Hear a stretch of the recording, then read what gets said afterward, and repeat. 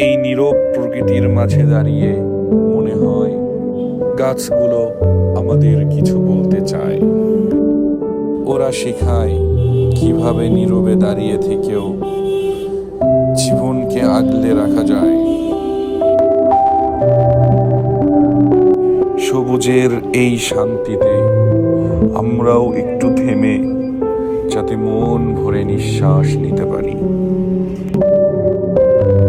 এই গাছ শুধু আমাদের ছায়া দেয় না, গাছ আমাদের বাঁচতে শেখায় কিভাবে নীরবে একা দাঁড়িয়ে ঝড় বৃষ্টির সাথে যুদ্ধ করে টিকে থাকতে হয়।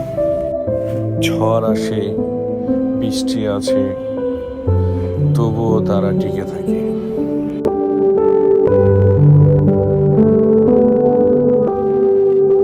প্রকৃতির কাছ থেকে আমাদের এই শান্তিটুকু শেখার অনেক দরকার।